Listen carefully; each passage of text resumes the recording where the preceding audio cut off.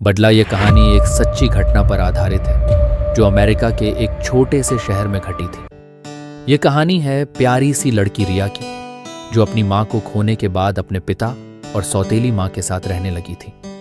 रिया के जन्म के समय ही उसकी असली माँ की मृत्यु हो गई थी, इसलिए उसके पिता ने रिया को उसकी माँ की मौत का जिम्मेदार मान लिया था और दूसरी शादी कर ली थी। सौतेली माँ भी रिया को पसंद नहीं करती थी और चाहती थी कि वह उस घर में न रहे। रिया का जीवन कष्टों से भरा हुआ था। उसकी सौतेली माँ उससे घर के सारे काम करवाती थी, उसे डांटती थी और ठीक से खाने को भी नहीं देती थी। कुछ समय तक बिना खाए रिया ने अपने पिता के लौटने का इंतजार किया, जो नौकरी के सिलसिले में बाहर गए हुए थे। लेकिन भूखे रहने की वजह से रिया धीरे धीरे कमजोर होती गई और बीमार पड़ गई। जब उसके पिता वापस आए और रिया की हालत देखी तो उन्होंने उसे तुरंत अस्पताल में भर्ती कराया, लेकिन तब तक बहुत देर हो चुकी थी। डॉक्टर जब तक उसकी बीमारी का कारण समझ पाते, रिया की मौत हो चुकी थी। उसकी सौतेली माँ रिया की मौत के बाद बहुत खुश थी, क्योंकि अब वह घर में आराम से रह सकती थी। लेकिन उसे नहीं पता था कि रिया की आत्मा अभी भी उस घर में थी और वह अपनी मौत का बदला लेना चाहती थी। सौतेली माँ को अब हर वक्त रिया का चेहरा दिखने लगा।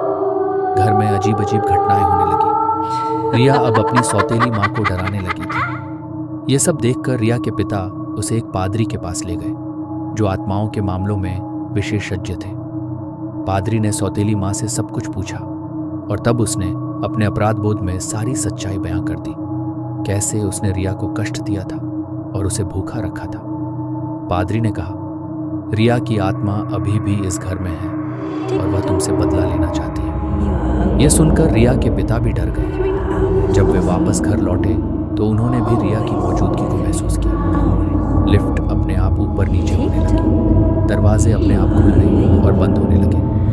डर के मारे उन्होंने फिर से पादरी को बुलाया। पादरी ने घर में मंत्र जाप शुरू किया ताकि रिया की आत्मा को शांति मिल सके। उन्होंने कहा, रिया को तब तक शांति नहीं मिलेगी जब तक तुम अपनी गलती स्वीकार नहीं करते और अपने पापों का प्रायश्चित नहीं करते। सौतेली माँ ने अपनी गलतियों के लिए माफी मांगी और अपने के पर पछतावा किया।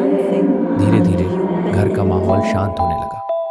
रिया की आत्मा को शांति मिल गई थी और उसने अपना बदला छोड़ दिया। आखिरकार सौतेली माँ ने अपने पापों का प्रायश्चित किया और अपने जीवन की एक नई शुरुआत की। रिया के पिता ने भी अपने दुखों से मुक्ति पाई और अपने जीवन को नई दिशा दी।